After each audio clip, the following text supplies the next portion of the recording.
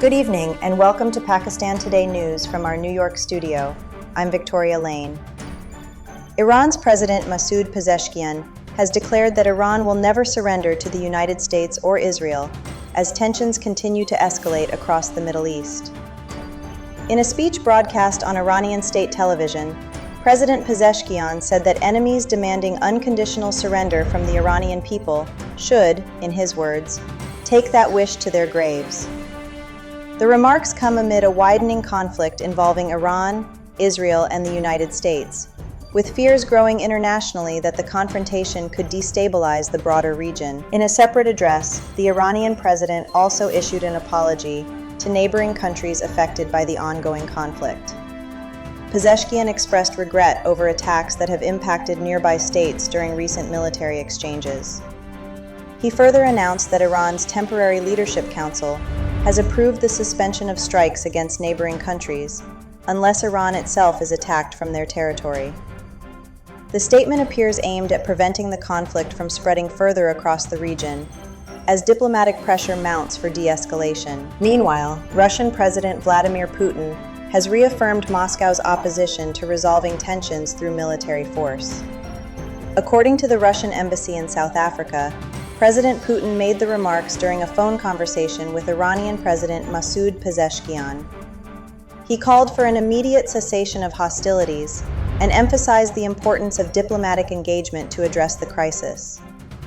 The Kremlin's position comes as clashes involving Iran, Israel, and the United States continue to heighten concerns among global powers about the risk of a wider regional war. Elsewhere in the Gulf, Bahrain says its air defense systems have successfully intercepted dozens of incoming threats since attacks on the kingdom began.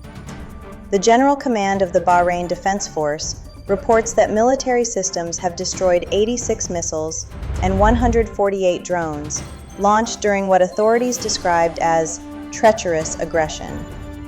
Officials say the interceptions were necessary to safeguard the kingdom's airspace and maintain national security, as tensions continue to ripple across the Gulf region. Humanitarian concerns are also mounting. According to the Iranian Red Crescent Society, U.S. and Israeli strikes since February 28th have targeted at least 6,668 civilian units across Iran. The organization says the attack struck 5,535 residential buildings and more than 1,000 commercial properties, along with medical centers, schools, and Red Crescent facilities. Rescue and relief vehicles were also damaged, and several Red Crescent staff were injured while conducting emergency operations. The organization is now calling for international attention and protection for civilians amid the ongoing hostilities. Back here in Pakistan, the opposition has strongly criticized the government's recent decision to increase petrol and diesel prices by 55 rupees per liter. Opposition leaders have described the move as an inflation bomb, warning that the hike will further burden already struggling households. They argue that rising fuel costs, linked partly to global supply disruptions caused by the U.S.-Israel conflict with Iran, will drive up transport and food prices across the country. The opposition has also called for the immediate reversal of the fuel price increase and demanded cuts in government privileges. Political leaders say relief measures are urgently needed for workers and farmers who are already facing mounting economic pressure. The Pakistan Tehreek-e-Insaf has additionally criticized what it describes as continued high petroleum levies and luxury spending by the political elite. For more on the political reaction in the capital, we turn now to our Islamabad correspondent, Sarah William. Political tensions in Islamabad are rising following the government's decision to raise fuel prices by 55 rupees per liter. Opposition parties say the increase will trigger a chain reaction across the economy, pushing up transportation, food, and basic commodity prices. Lawmakers from several opposition groups have demanded an urgent debate in Parliament and immediate relief measures for the public. Government officials, however, say global oil market instability and supply disruptions linked to regional conflicts have limited their options. Analysts warn that the issue could become a major political flashpoint in the coming weeks. Our thanks to Sarah William, reporting from Islamabad.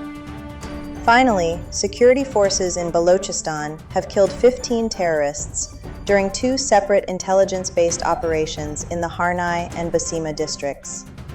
According to the Inter-Services Public Relations, 12 militants linked to the band Tehreek-e-Taliban Pakistan, also referred to as Fitna al-Khawarij, and 3 belonging to the Fitna al-Hindustan group were eliminated following intense firefights with security personnel. Authorities say arms and explosives were recovered during the operations, while sanitization efforts are continuing in the affected areas. The military says counter-terrorism operations under the Azam-e-Istihkam campaign will continue at full pace to ensure stability and security across the region. That's all for now. You're watching Pakistan Today News. I'm Victoria Lane.